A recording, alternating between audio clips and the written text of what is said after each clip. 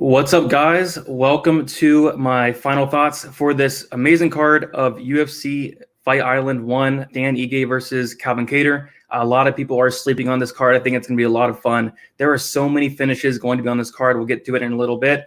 But before we start the stream, if you guys can leave a like, also subscribe if you haven't yet, I'd really appreciate that. We did have 12 fights. We are now down to 11. We'll get into that in a little bit. But I was really liking Gonzalez. He looked great on the scales. It's a shame Berg is out because especially on DraftKings, Gonzalez at 7,500. I already had him plugged in single. I like this guy a lot to get that knockout. But we're down to 11 fights. We will start with the first fight on here is Chimaev. I know the first fight on the card is Jack Shore versus Phillips, but we're going to start with Chimaev here. But as always, ask questions throughout the stream. Try to keep it related with the fight I'm going on currently. And just, and yeah, really looking forward to this card coming off of a very, very good week. UFC 251, cashed 2 of 3 out of my bets. I had Jessica Andrade was a loss. I had a little bit on that. I had a very big bet on who was it? I had a very big bet on Alexander Volkanovski, and I had a parlay with Kamaru Usman parlayed with somebody on this card I'll get to in a second.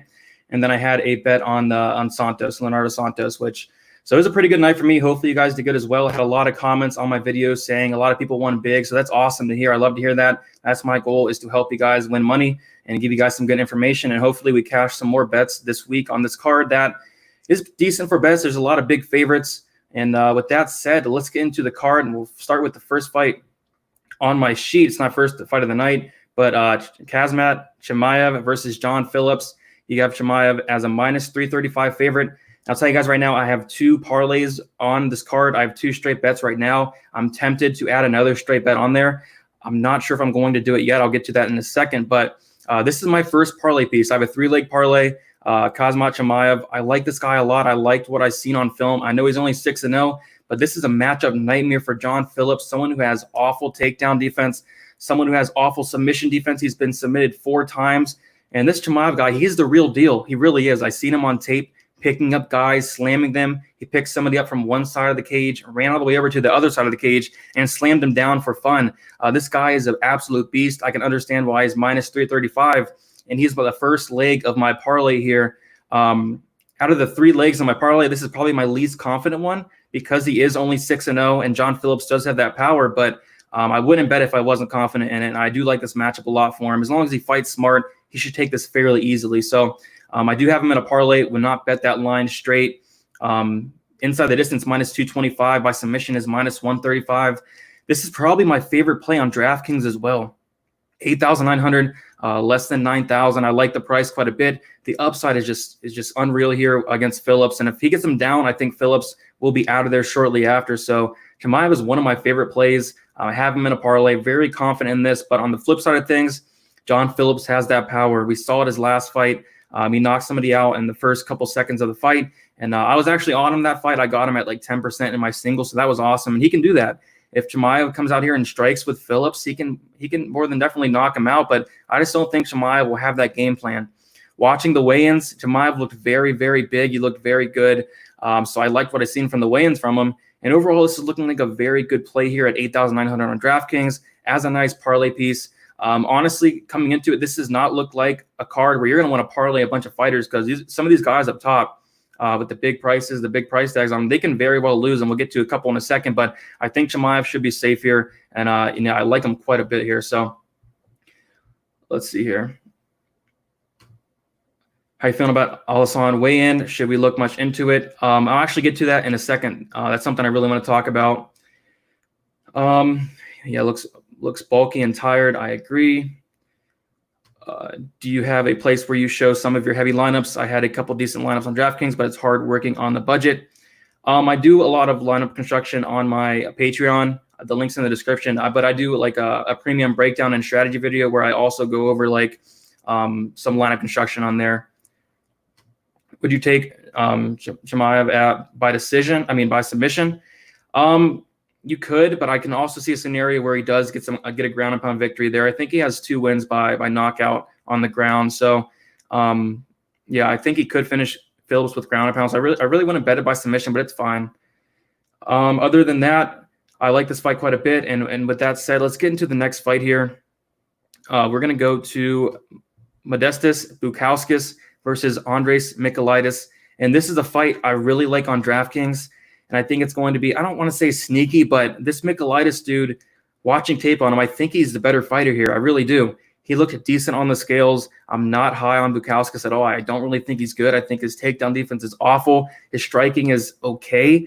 The thing about him, he has a good gas tank, and that's why I picked him to win. But on DraftKings, I like this Michailidis dude. He has 7,200. He has first-round upside.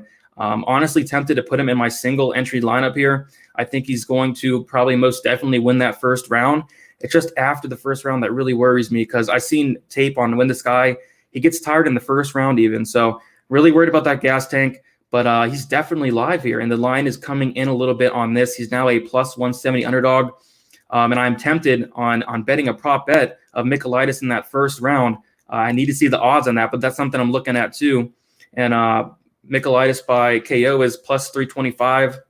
It's not bad, but I want to look at that first round prop because I think that's his path to victory there in that first round. And on DraftKings, that's someone you want to play, someone who is going to go out there and fight for your money, someone who's going to try to get a finish quick, and that's what this guy does.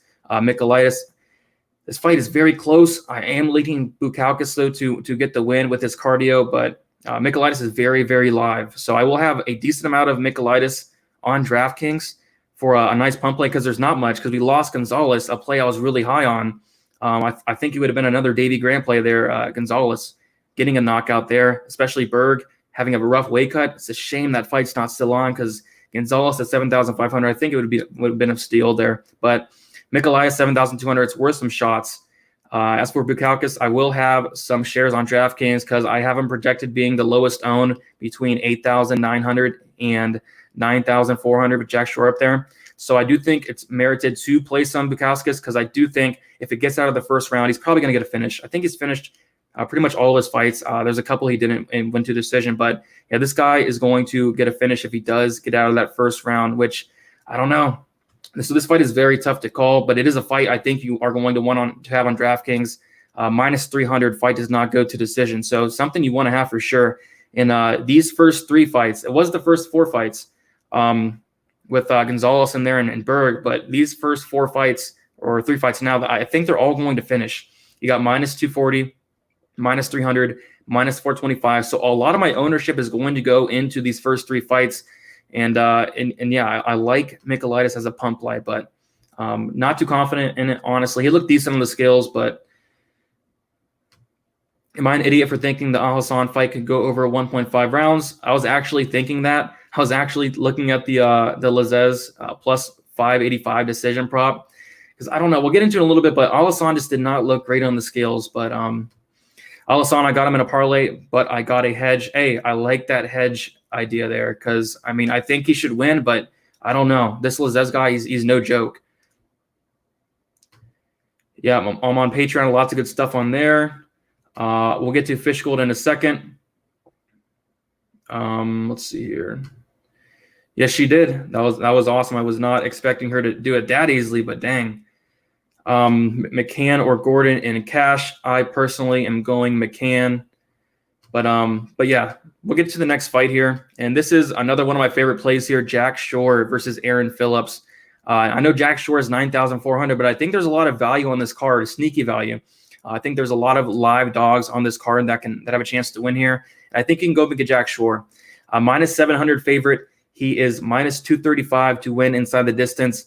I was looking at playing that inside the distance prop on Jack Shore as a straight bet, but the line got a little bit too wide for me. And this is actually the second leg of my parlay here. Jack Shore and Chimaev, the two legs so far. We'll get to the next one in a little bit, but I'm comfortable with it in a parlay. The parlay is plus money, so I do like Jack Shore in a parlay. I think he'll be fine. I know a lot of people think he didn't look too great at weigh-ins. And he didn't look the best, but I mean, he's Jack Shore. This guy's a beast. I think he'll have no problem here with Phillips.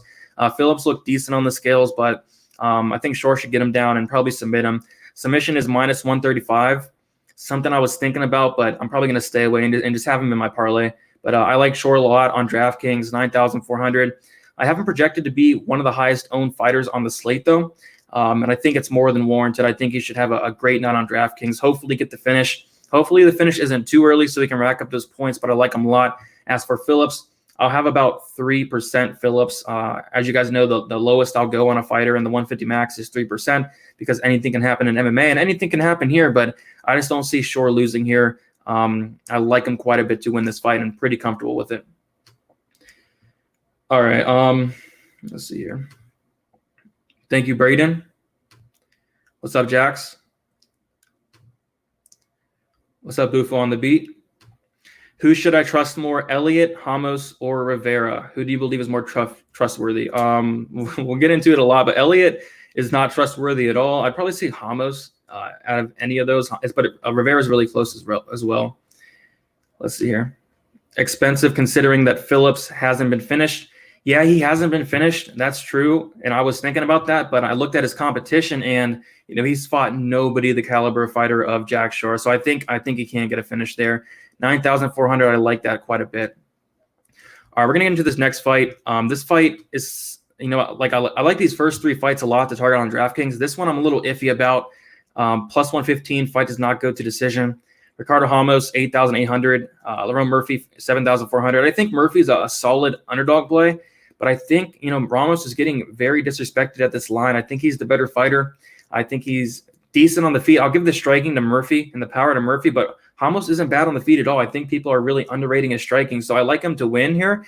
But on DraftKings, I don't know. I don't know if he's going to get that submission. I think he can get takedowns. I wouldn't be surprised if he did get a submission. Submission is plus 300.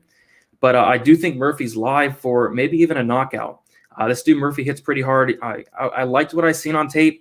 He went to a draw in his last fight. I think he scored 22 points in a draw his last fight. So if he does not get that finish, I'm really worried about Murphy scoring well. And I have seen a lot of people on Murphy as well. So I think his ownership's going to be kind of inflated here. I don't love it, but he's just another option down there at 7,400 with possibly some upside. Murphy by KO is plus 380. It's not awful. But I do like Ramos here to win, maybe get a submission, but I'd rather play guys like Chimaev up there, Calvin Kattar. Ramos is kind of a secondary option, but I will for sure have him because I do think this guy is good. I think he's underrated in this spot.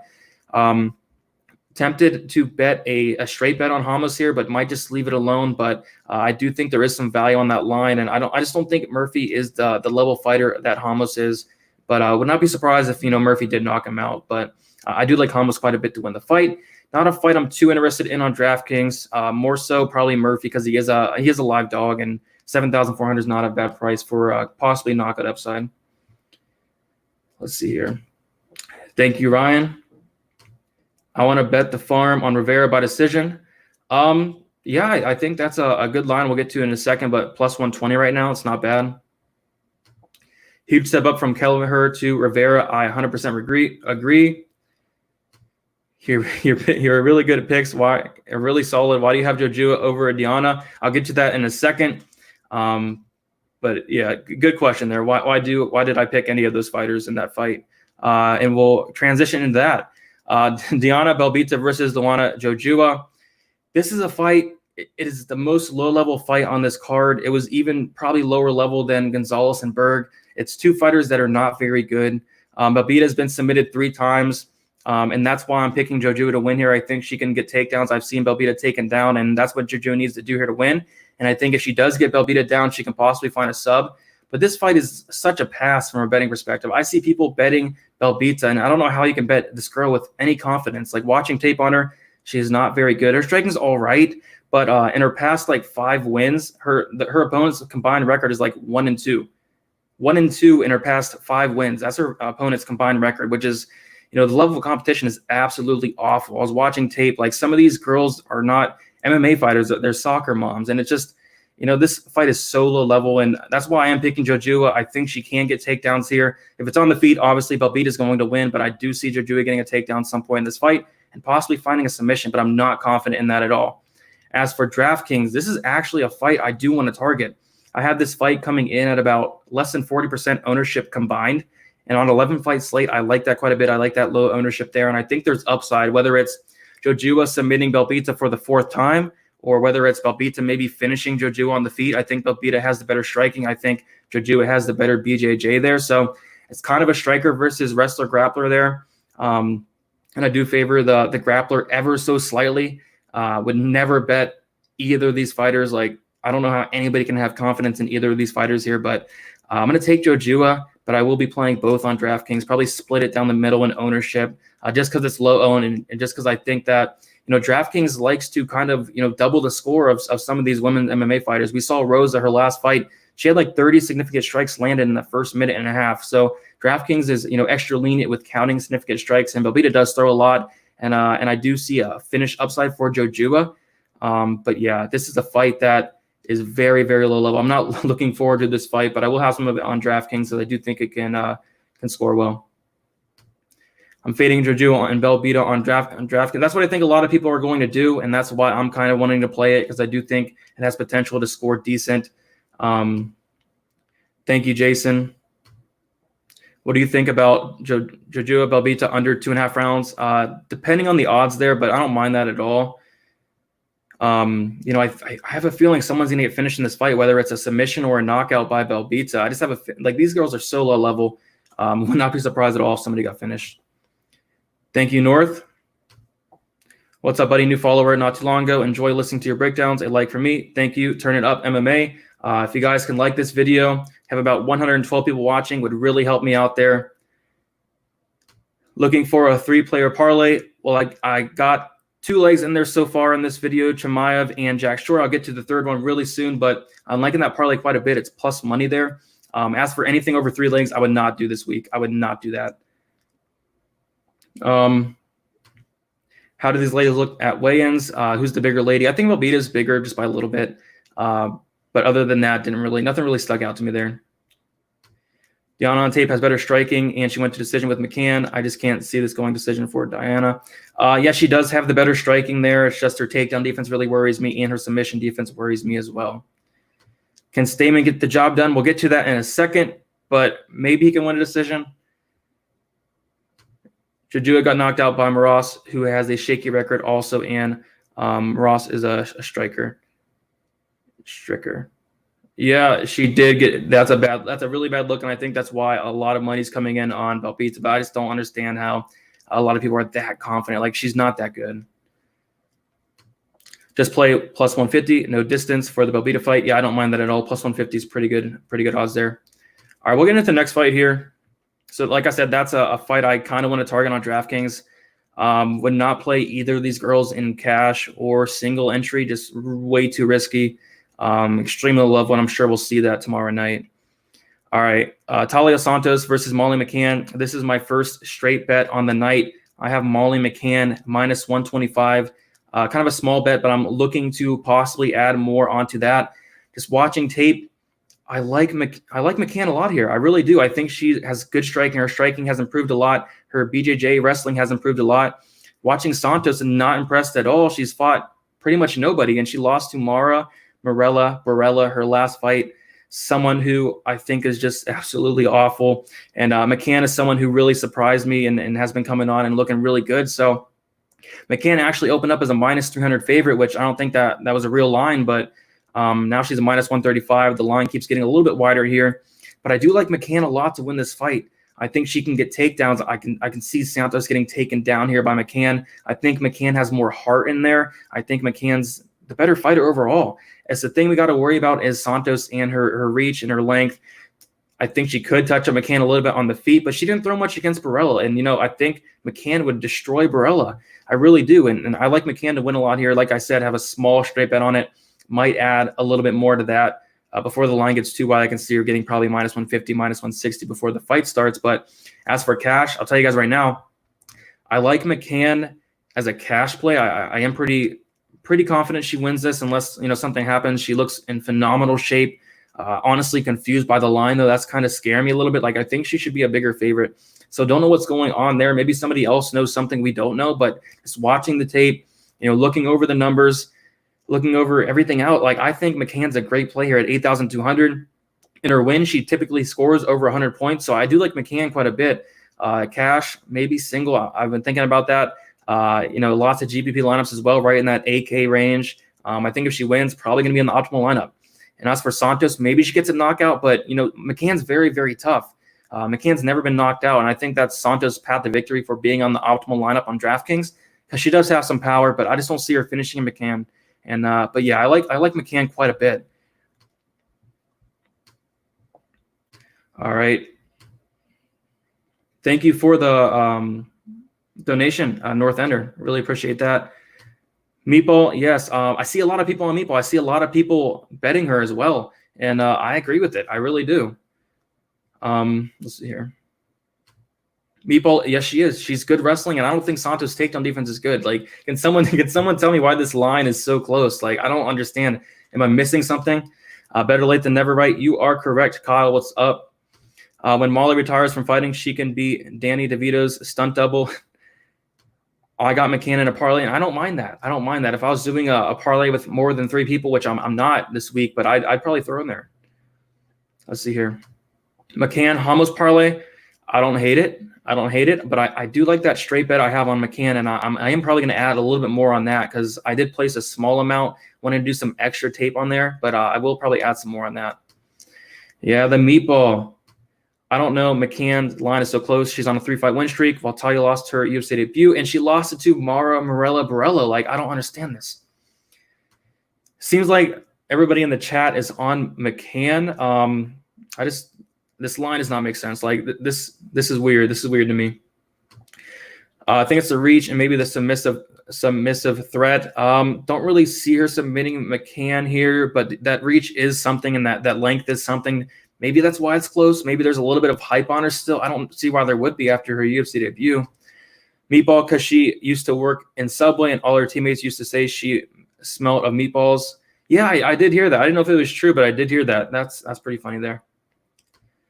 Does Murphy get subbed? I think it's a possibility, so I might look at the sub prop there. What is it? Plus 300. It's not the best line, so probably not going to bet that, but it's something to look at there.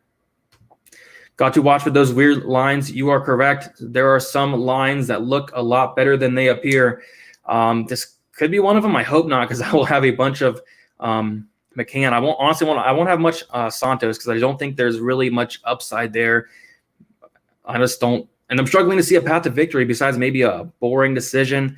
And another thing about this is be careful, guys. Be careful on these fighters that are going to win by decision, because we saw on the last card, like, these judges are not good. So that's why I do have 2 fighters that I'm really worried about, the judges kind of messing that up. I think McCann should win, but, it's up to the judges. We saw that last week. I think there was like a couple decisions that I was almost certain that the other guy won. Like, I thought Holloway won. I thought Dos Santos beat Salikov. The Paiva fight was close, but yeah, I think that I like McCann a lot. Let's see here. Side note, will you be playing NASCAR All-Star Race? Yes, I am. I have been this is the most busy I have ever been with, this card and NASCAR and PGA. So I'll be getting my stuff done tonight, and I'll be out early in the morning, around 9 o'clock in the morning for NASCAR. Let's see here. I haven't touched Murphy and Ramos. Yeah, I think there's some value on Ramos, and I was tempted to place a straight bet. I still might. Make sure you guys follow me on Twitter. I will be posting my bets a little bit before the fight. I have 4 right now. One is continuing from last week, Kamaru Usman in that. And yeah, so I will be posting my bets on Twitter. So DFS_numbers on there. Let's see here. Elliott McCann parlay. Maybe. I'll get to the Elliott fight really soon, but I like McCann. This is a good question, very good question, because I was actually thinking about. Well, obviously you don't want to fade it completely, but in my single entry lineup, I have 3 fighters that I kind of like a little bit better than Cater this week. Probably especially 2. I like Shore a lot. I like Chimaev a lot, and Cater's a great play. He really is, but he's going to be very high owned. And I think if you want to get a little different, maybe in like a single entry lineup, don't play the main event. But I do like Cater a little bit. I'll get a lot more into Cater later, but I like Cater a lot. Need to change the scoring or judge selection or something. Volk helped me cash last card. Yeah, Volk cashed me my biggest bet of the year, tied with my biggest bet of the year. Had a 5-unit bet on Volkanovski. I was. I was really upset towards the end of that fight because I knew I didn't have it, but I was, extremely surprised. Like, I was walking out of the room whenever I heard of that Volkanovski won, and that was nice, but I don't know. I thought Holloway got it there. I won $700 last week on a 6-leg parlay. Hopefully, we keep the luck going. Yeah, a lot of people commented on my videos saying they won money, and that's awesome. That's what I like to hear right there. This isn't a card that you probably should go with a 7-leg parlay, but you never know. DFS is a legend. He is literally the only one I really take into consideration. I really appreciate that, North Ender. All right, so we'll get to the next fight here. So like I said, I like McCann a lot. I won't play much Santos. I don't mind McCann in cash as well. And we'll get to this next fight. This is a fight that I have my next straight bet on, and it's Jimmy Rivera. I got him at, I think, -125. I just think this is a bad stylistic matchup for Cody Stamann here. I know there's a lot of hype on Cody Stamann. I think that's why this line is so close. Like, people forget, like, Jimmy Rivera is not a bad fighter. He's only losing to the best of the best. And Rivera is the best striker in this matchup, and that's where the fight's probably going to primarily play out on. I don't really see Stamann getting down Rivera. Rivera's been taken down once. He's been taken down once in the UFC, and he has a 95% takedown defense. So in a striking fight with strictly striking, how can you not favor Jimmy Rivera here? There could be, the layoff. Where's his head at right now? Cody Stamann's a guy that's really hungry. I think that's a little bit built into the line, and of course the hype of Cody Stamann finally getting some hype on him. But I just think this is a bad matchup for him. So I have a small play on Jimmy Rivera here. I like the line quite a bit. I think he should be a bigger favorite. But would I be surprised if Cody Stamann, made this fight really close and the judges gave it to him? Probably not. But I just think if this fight's going to be striking the whole time, I got to favor Rivera, the better striker, the faster striker, better striker overall. I mean, Stamann's improved his striking a lot, but I still think I'll give the edge to Rivera in the striking. So give me Rivera here. I have a straight bet on him, like I said. Small bet there. This fight, if you guys can bet the over and there's a good line on it, bet the over. This fight's going to decision, plus 240. Fight does not go to decision, which is the worst line on there. And this is a fight I am almost fading on DraftKings. Like, both these guys are not finishers. Rivera's been knocked out once. Stamann is not a finisher. We got to look at the finish stats here. So finish rates for Rivera is 27%, and this is counting like before the UFC and everything. Cody Stamann 44%, and I just don't see someone getting finished in this fight. So why play it on this DraftKings slate where we're gonna have a lot of finishes? Like the first 3 fights here probably going to finish. Ramos Murphy could finish. Belbita Joju, I think it could be a sneaky finish there. McCann Santos probably goes to decision, but Fishgold Gordon probably going to finish. Alassane Lazez is going to finish. Cater Ige probably going to finish. So, like, on a card where I think like 80% of the fights are going to finish, why play this fight that's going to go to decision? And they don't throw enough to where they can break a slate with volume alone. Stamann's not going to get multiple takedowns here, and he's not going to get any advances there. So really don't see a reason to play this fight. If I had to pick somebody to play on this fight, maybe Stamann, because he is 7,800, but I am picking Rivera to win, and I do like that as a nice straight bet there. Rewatch the fight. Volk won 3rd, 4th, and 5th. I still need to rewatch it, and I was noticing during the first couple rounds, like, there was so much bias around Max Holloway, and I think that's why a lot of people did score it for him, but I do need to rewatch that fight. I just haven't been able to there. There's a very on short notice here. Stamann looks significantly bigger at 145 to me, and probably is the better shape because he just fought. I think it's possible Rivera gas and his chin tested. His chin could be tested, but Stamann's really not the person to do that. I'm watching that fight again tonight for the 3rd time. It gets closer every time, and I'm a diehard Max fan. Yeah, I really got to watch that again. I'm really looking forward to watching that again. Rivera wasn't terrible against Jan. That's correct, and we've seen what Jan did his last fight. I think this is a big step up in competition. Like someone said in the chat, going from Kelleher to Rivera here, like, that's a huge step up in competition. Like, yeah, Stamann looked good striking against Kelleher, but Kelleher and Rivera are 2 different fighters, and it's not even close. Let's see here. LA in round 2, Calvin Kattar, Andreas Michailidis, great odds on that parlay. Yeah, I bet there's some good odds on there. Guys with short turnarounds been losing since the UFC came back-to-back weight cuts, overtraining, injuries not fully healed. Stamann just fought a couple cards ago. He did, and we also got to worry about his brother and that situation. As sad as it is, but we don't know like where his head's at, where he is emotionally, and that's something we got to think about too. But yeah, I've heard a lot about people have been losing since they've been doing short turnarounds. How much tape do you watch on these upcoming fighters? I get bored to death researching these unknown guys. Let's just say I watch too much tape. I spent all day Sunday watching tape. I recorded my videos Sunday night. I had to get that out there. And then I watched tape all day Monday, some more tape as well. Just way too much, especially I spent too much time on the Gonzalez-Berg fight. Like I watched as much fights as I could on those guys, and I did like Gonzalez there. So let's see here. You just saw Jimmy Rivera at the gas station buying some chips and a soda. That's awesome. That is awesome. That's classic Jimmy Rivera right there. Cashed on Jimmy Miller, and now I'm cashing on Jimmy Rivera, the Jersey tag team. Yeah, I like that bet a lot. I like Jimmy Rivera there. Let's see here. Let's see. All right, so we will get into the next fight here. I'm going to go about an hour, probably like 50 minutes. This is not 11 fights on this card. But Jared Gordon versus Chris Fishgold here. We got to talk about the weigh-ins here. Fishgold came in overweight, and a lot of people are asking me, does that benefit him or does it hurt him? And I think in this matchup, it helps him quite a bit, whether it's with the wrestling, grappling, or maybe even his cardio as well. He didn't have to, try to get down to that weight. So Fishgold, I am picking him, but I think this fight is very close. I think either Fishgold's going to win early or Gordon's going to win late. I don't really think there's in between. I think this is going to probably end inside the distance. So this is a fight I'm probably going to go close to 100% in on DraftKings. It's right in that mid-range area, like with if anybody wins, especially on a 10-fight slate here.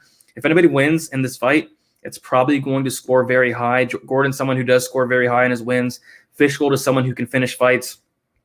I see a lot of people picking Gordon because Fishgold only has an 11% knockout rate. But you got to watch it. Like Fishgold hits hard.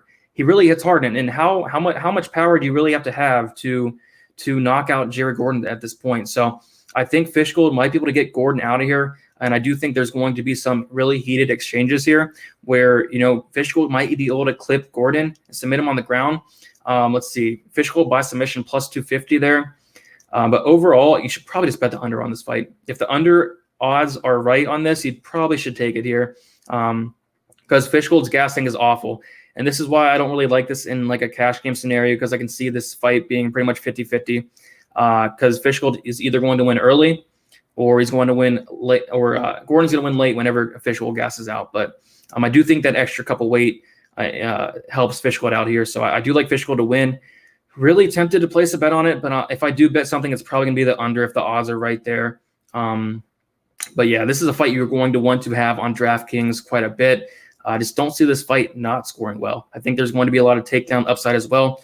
Looking at the numbers here, Fishgold averages 8.7 takedowns per 50 minutes. Like that's landed with a 50% takedown accuracy. Gordon has a pretty decent takedown defense of 75%, but yeah, he attempts a lot of like this guy's very active. No wonder he gasses out. So he's going to try to get you out of there early. And I think people are really underrating Fishgold here. So a lot of people like Gordon. He's a fan favorite, but I'm going to take Fishgold. Probably not going to bet it. Probably just going to bet the under is probably the smart thing to do. But a fight you're going to want to have both sides on for sure.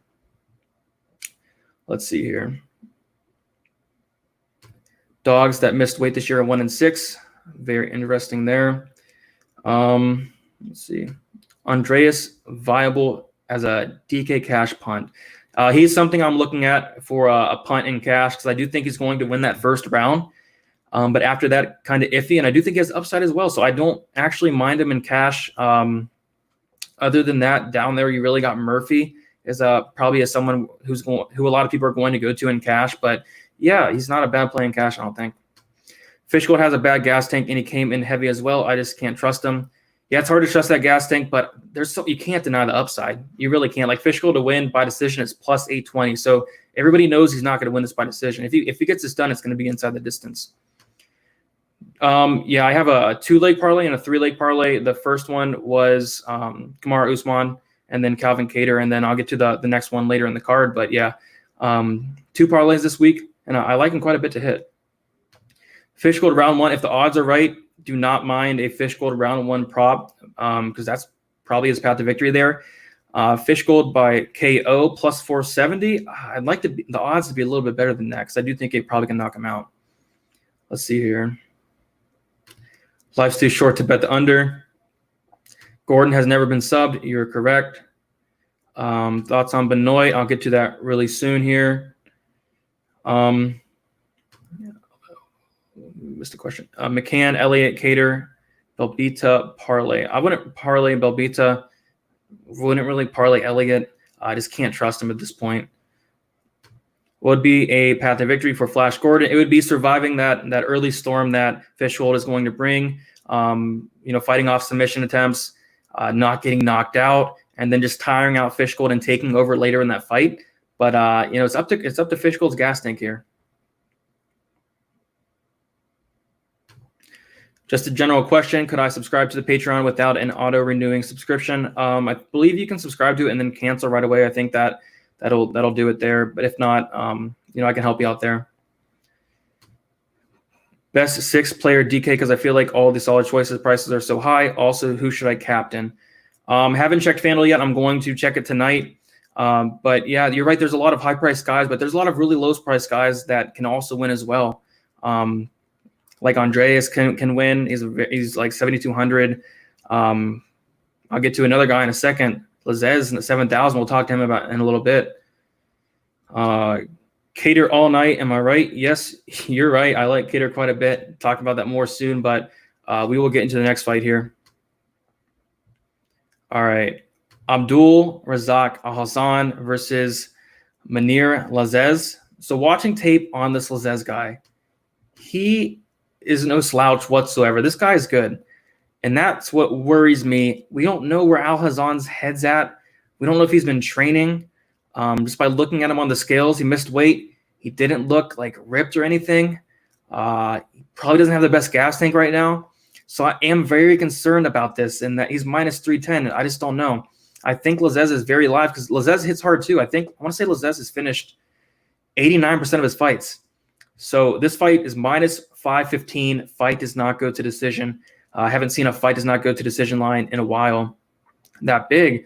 But I like Al-Hassan to win, but it's something that a lot of people are probably going to make a mistake here and parlay him. I don't think that's a good idea because if it gets out of the first round, I think Lazez is extremely live. And, Lazez is opening to get hit, and that's not a bad combo with someone who hits as hard as Al-Hassan, but Al-Hassan can get hit as well. And this dude, Lazez, he's no slouch at all. So this is something I'm looking at. I want to play both sides, obviously, because Al-Hassan has first-round knockout upside, but a lot of question marks. And I've seen people take shots on Lazez at plus 255. I don't hate it. I don't hate that at all. But I am picking Al-Hassan. It's hard not to because, honestly, once Al-Hassan touches the chin of Lazez, which he probably will, Lazez is probably going to go down. Neither guy's been knocked out. I can tell you guys right now, somebody's getting knocked out here. I don't think Al-Hassan has the best takedown defense. Don't really know if he'll have to worry about it here, but I don't mind some shots on Lazez. I don't mind it. And also, Lazez plus 440 by knockout. You got to get better odds than that. Other than that, Lazez plus 700 by decision. Maybe Al-Hassan gasses out after that first round because I don't really think Al-Hassan's going to come here with the best gas tank. And if he does not get him out that in the first round, I think Lazez is extremely live. It's worth some shots at 7,000. So thought about putting him in my single, but other than that, I'm going to be very high on this fight. I think both guys are great plays for the upside they bring, and someone's getting finished. I'll tell you guys that. The under is probably not a good price there, but it's going to go under. I'm thinking the first round, if not second round. And if it gets out of the first round, it's going to get very, very, very dicey for people who bet Al-Hassan because I think he only has one round of gas there. This card is it's going to be weird. Lots of unknowns here, but I think that gives us a big advantage because I spent like 2 days researching everybody, so I'm kind of confident in a lot of my lineup build so far. Let's see. Anyone who plays Al-Hassan as a clown, that guy has not fought in 2 years and looks like he doesn't want to be there. That is true. He hasn't fought in 2 years. He's 34 years old. Lots of question marks. I wouldn't bet it. I've seen people like Max betting this guy, putting him in parlays. I don't think that's a good idea here. Got to weather the storm. That is correct. If you weather the storm, I don't think Al-Hassan has the gas to move forward after that first round. If he comes out angry, it'll be scary, and I do think he'll come out angry. I think he'll come out emotional, and that might play against him, or it might help him a lot in this fight and get him out of there early, but I don't know. Bro, I promise you, just like Muslim Salikov, they're not going to let a guy named Abdul lose a decision in Abu Dhabi. I don't really see it going to decision, but yeah, you're probably right there. Yeah, I mean, I think it's a good play. I mean, it's just, I don't know. I think it's pretty risky there. Let's see here. Faves that missed weight, 3-2. Yeah, I don't know. I think he should win here, but it's just, I don't know. He's never been knocked out. He's finished. I think he finished all of his fights by knockout. All I know is someone's going to sleep, and I don't know. I'm going to have some Lazzez for sure. Not making weight shows you don't have what it takes to be a winner. I kind of just question the motivation there with Alazan. I think he has what it takes to be very successful, although he is getting up there in age. But just questionable. Like, has he been training and his gas tank? Just a lot of question marks there. Congrats, you killed it with the picks last week. Picks and outcomes too. Thank you so much. Was 11-2. Pretty easily could have been 12-1 if they would have gave that to the decision to Dos Santos. But yeah, pretty good week. Hopefully we keep that going. I think in the last 3 cards, I've only got like 5 or 6 fights wrong. So hopefully we keep it going. Who would you rather play instead of Alhassan and Cash? I have Cater already. Shore is a great cash play. So probably Shore instead. Yeah, he was accused of something he allegedly didn't do. So yeah, he's probably going to come in here emotional. Over and under 1 minute, I don't know. You know, at first I thought this Alhassan dude would probably knock him out in 30 seconds, but after watching tape on Lazzez, I don't think he's no scrub at all. Yeah, Chimaev's a great cash option. I'll tell you guys right now, I have Chimaev in cash. Chimaev I see is the highest fantasy points, and I gotta agree with you. I think it's either going to be Chimaev or Shore there. Cater will be up there as well, but Chimaev is probably my favorite play overall. I have Shore projected as the chalkiest on DraftKings with Cater slightly below him. Let's see here. Cater to win inside the distance, hedge with Ige to win by KO. There's a bum. I wouldn't say he's a bum, but obviously Alhassan's the better fighter here. But I was surprised with what I saw from him. Alhassan's opponent looked in great shape. Yeah, he looked like the bigger fighter in there.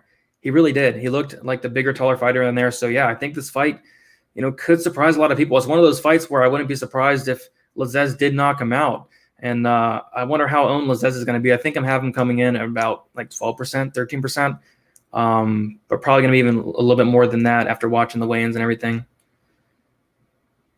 All right. So we'll get to the next fight here.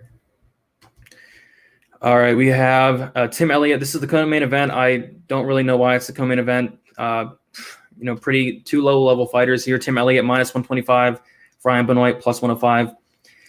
So, you know, Tim Elliott on DraftKings 8,500. We saw him score 175 points against Louis Smolka.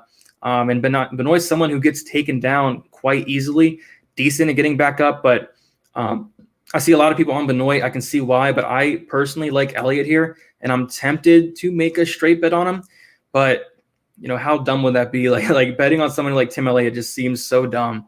But I do like his path to victory here, getting takedowns. He did gas in the last fight, and a lot of people are bringing that up. But also, he said after the fight, he came in there knowing he only had 1 round of gas. He said he moved camps or something. He's been training a lot better. He said he's ready. Looked in, you know, as good a shape as Elliott could look. So I like Elliott to win here. I think he has a high ceiling here. He really does. But on the flip side, like Ryan Benoit, he hits hard. I think Ryan Benoit, double check here, but has finished 90% of his fights, 80% by knockout and 10% by submission. So this dude hits hard. This dude hits really hard. And Elliott's never been knocked out. Elliott has never been knocked out. And how many fights does he have? Elliott has 26 fights. He's never been knocked out. Is Benoit the one to do it? Maybe. But I just see Tim Elliott. I want to say he dominates his first round. He probably dominates a lot of the second round, but that third round could get a little iffy if Elliott does gas him out, because there's going to be a lot of wrestling and grappling here from Elliott, and hopefully improve his gas tank, because I like him on DraftKings quite a bit. But on the flip side, I will have some Benoit on DraftKings as well, because he does have that upside. And like I said, I might place a bet on it, but probably is not the smart thing to do. As for the props here, nothing really sticks out. I mean, Elliott by submission plus 445 is not bad. Benoit's been submitted twice. Other than that, nothing really sticks out to me on the props there, but I do like Elliott to win this fight. I think it's a great matchup for him, but the problem is this dude Elliott does not win. But if he does not win this matchup, probably should call it quits. This matchup is very good for him as long as he does not get knocked out. Fight smart, and yeah, I like Tim Elliott quite a bit. Please talk about Lauren Murphy versus Ramos. Is it worth it? Personally, I'm not going to have much of either guy, but Murphy's a decent play as an underdog there. Elliott got to be the happiest dude in the world right now, taking L's and getting paid big. You are correct. He's taken. It's because he's an exciting fighter there. What is your projected ownership for Murphy and Elliott? Thanks. I just ended up finishing my projected ownership. I think I had about like close to 30% Elliott, and I had about in the mid 20s for Murphy. Let's see here. Too many of y'all are saying Lauren Murphy, and it is cracking me up. Yeah, it's not Lauren Murphy. It's Lorraine. I don't know.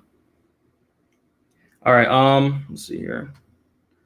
Let's see what do we got. The over here is okay. Yeah, I think the over is fine as long as Ellie does not get knocked out there. Lauren, yeah. Let's see here. Elliott's also faced brutal competition compared to Benoit. Yeah, he's faced pretty good competition, actually, if you go look at his record. Let's see here. Is there a chance for John Phillips? I think there is a chance for John Phillips. Of course, he has that power, and maybe he knocks him out. So I might be looking at a hedge for a knockout with Phillips, but I'll probably let it ride there. On DraftKings, I'll have some. I have him projected at like 10% ownership, so nobody's going to play him. And he does have a lot of upside there. All right, let's see here. We'll get to the main event here. We're at about 46 minutes. We'll go about 15 more minutes. All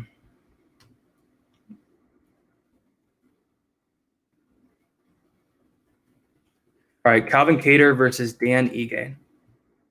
All right, Calvin Kattar is minus 290, and Dan Ige is plus 235. All right, so I'll tell you guys right now, this is the third leg of the parlay here. Just go over it real quick. Have Maiev, first leg, second leg, Jack Shore, and the third leg is Calvin Kattar, and that is, I got it at plus 100, which I like that line a lot. Put a little something on that. And then my second parlay was Kamaru Usman with last card, parlayed with Calvin Kattar here, and that was plus money as well. So two parlays I like quite a bit, and hopefully both of them hit. The Usman and Kattar parlay has a lot, a little bit more on it than the other one, but I like those parlays quite a bit. Tempted, Kattar minus 115 to win by knockout is very, very tempting there, because I do think he probably finishes this fight late as well. But as for Dan Ige, someone who has won me a lot of money in his past couple fights, not so much to Barbosa, he didn't score much there, but he's been winning. He's on a five or six fight win streak there, and he's been looking good. He's someone that, I think is really underrated, but this is a bad matchup for him. I think he has a chance to win the first round, but after that, when Kattar starts going, he starts going, and I think he's really going to tee off on Dan Ige here. And Ige is someone who does take a round off in each fight in a 3-round fight. So in a 5-round fight, you can't do that against someone the caliber fighter of Calvin Kattar, and I like Calvin Kattar quite a bit. I think I parlayed him at like minus 250, minus 260 as well, so the line has dropped since then. But yeah, I like Calvin Kattar quite a bit. I like him as a parlay piece. I like him a lot in DraftKings. I like him in cash. As for stacking this fight in cash, probably could do it. Dan Ige is 7,100. It allows you to go up and get the top guys. So don't mind it in cash, because I do think this can go either decision or like to the 4th or 5th round until Kattar finishes them. But I really struggle to see a path to victory for Dan Ige here. Maybe he gets him down, but I think Kattar can get back up right away. I don't think Ige has the gas tank to win this fight at all. So give me Calvin Kattar to win in either dominant decision, him winning probably 4 rounds, or him finishing Dan Ige towards the end of the fight. All right, Kattar KO. I like that quite a bit. The over, I wonder what the over's set at. I haven't checked that yet, but yeah, I like the over quite a bit. Let's see here. Yeah, 3-leg parlay, Chimaev, Jack Shore, and Calvin Kattar. And I will be posting all my bets on Twitter, so make sure you guys follow me there, DFS_numbers. We'll go to about 10 more minutes here, answer some final questions, go over my most confident plays some of my least confident plays, and my favorite underdogs as well. Ige has the exact same as Usman this weekend if he's not losing. Would you consider stacking the main event in cash rather than taking another punt like Lazzez Murphy? Honestly, in cash, my lineup build contains of 2 of these punt plays right now. I'll tell you guys that much. But yeah, probably Ige would be the smart thing there. But Lazzez and Murphy, they do have some upside there. All right.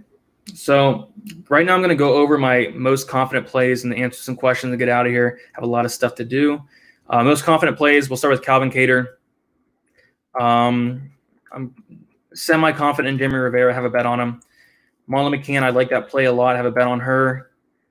Not confident in the Joshua Belbita fight whatsoever. The Lerone Murphy and Ramos fight, I'm kind of confident in Ramos. I kind of am. I'm tempted to bet a straight bet on it. I might, follow my Twitter, so I might put that out there. Jack Shore, confident in that. I know he looked rough at weigh-ins, but I think he'll be fine. And then Chimaev, pretty confident in that as long as he avoids the knockout. And then as for my favorite underdogs, this is more towards like a DraftKings perspective. Don't hate Phillips as a punt. Andres Michailidis, I like him quite a bit as a punt play here. I think he's live in that first round. If it gets past the first round, he's going to lose, but he's live in that first round, and that's what we need for a DraftKings play. Murphy's a fine underdog play. I think he's going to be fairly popular there. Don't see too much upside unless he does clip Ramos, which is possible, but I don't hate it. Joshua, 7,600. I'll have some just because I think this is a very low-level fight. Both fighters are absolutely awful. Belbita has beat nobody. Like I said, her past 5 wins, they have a combined record of like 1-2, and I'm not joking. Go look at it. Joshua's record isn't much better, but she has a path to victory here, and that's getting takedowns and getting a submission. Other than that, probably play some Belbita as well. Santos, not much Santos, not much Stamen for me. Fishgold, I like a lot as an underdog play. Lots of upside. He has that first round upside, second round upside, finish upside as well for Chris Fishgold. So I like the upside play there. Lazzez, 7,000, I think is a nice upside play there. Lots of question marks with Al Hazan. And Lazzez is no scrub. Go watch tape on this guy. He's not bad. And he has a height advantage, it looks like. And he looks like the bigger guy, the guy that's more in shape as well. So I think Al Hazan's very live. Obviously, he's a big favorite. I think he wins. But don't be surprised if Lazzez did win that. Benoit, don't hate it as an underdog play because I do think he has a lot of power. Maybe he puts out Tim Elliott or at least survives and wins a decision. And then Dan Ige, probably not going to have much on DraftKings there, but if you want to play him, I think it's a okay play. All right, so now I'm just going to answer any questions you guys have. Go about 8 more minutes. I'll stop this around an hour. Thank you. I like those parlays quite a bit. Hopefully they hit. The one I'm concerned about is Chimaev, I guess. I think he'll win, but that's the one I'd be most concerned about. Kattar Ige over 2.5 is plus 125. Is it really? Yeah, that is a great line because I do think it gets out of the second round. I do. So I don't mind that at all, especially over that 2.5 mark. Yeah, that's pretty good. Andreas finishing the fight. If he does win, it's going to be a finish. So yeah, I think he possibly could. Scared money don't make no money. That is correct. Add Marley to that 3-legger. It leads into the pluses. Yeah. I don't know if it's still plus money, but I did bet it a little bit ago. I got it at plus 100. So you might, if you want, it might be like minus 105, minus 110. But if you want to add another parlay piece, McCann's not a bad option. It's just not for me though. But I do think she wins. I already have a better straight. So Joshua plus 160. Personally, I wouldn't bet this fight in a million years, but I think it's the value set. I think this fight should probably be a pick 'em. I see past the victory for both girls. Both girls are not good. So yeah, don't hate it if you guys want to, bet that, but probably shouldn't do that. Kazmat Chimaev round 1 is even. Good odds there. Very good odds there because I do think once he gets him down, it'll be over shortly after there. Highest owned plays on DraftKings. I have Kattar up there in ownership. I have Shore up there in ownership. Al-Hassan, I have him at about the mid-30 range. Let's see. Elliott will be up there in ownership. McCann will be up there in ownership. Why not Belbita? If you're talking about DraftKings, I think she's a decent DraftKings play because she has a lot of volume if she does not get taken down, if she does not get submitted. But probably going to split this fight down the middle in ownership. Obviously, Juju is at 7,600. If she wins, she'll probably be optimal. But I'm not confident in either fighter there. I don't know how anybody could be after watching tape. Let's see here. Lock of the week. Well, there's no such thing as a lock of a week, but if I had to pick one, Shore, Cater. Don't really want to say Chimaev's a lock of the week because he could get knocked out there, but I think he should be fine there. Do you like Fishgold more at plus 600 by KO or plus 270 for submission? Gordon's never been submitted, and he's been knocked out 4 times, so you're getting plus 600. On my book, I have plus 475. So, yeah, I don't mind the plus 600. Put a little bit on that because we have seen Gordon knocked out, and Fishgold hits hard. His power is very underrated. Let's see here. Beloy or Murphy, if you had to make a pick for your last selection, probably Beloy because I do think, well, Benoit, I think Benoit has the more upside there. But Murphy has some upside too. I'm going to play some of them. I'm new to DFS. I put money on FanDuel. Does FanDuel have ownership percentages? I made a list and entered in a couple of competitions, but I didn't notice any ownership percentage meter. I believe they do, yeah, but I don't personally do FanDuel ownership. I'm not good with that. I'm more of a Draftkings guy. Basically, when I play FanDuel, I'm just putting in like a single entry lineup in like a smaller person tournament. Chimaev and Shore finishing upside, locks of the week. I like it. Does Shore have a high finish chance? I believe he does, but Phillips has never been finished, but he's also never fought the caliber fighter of Jack Shore.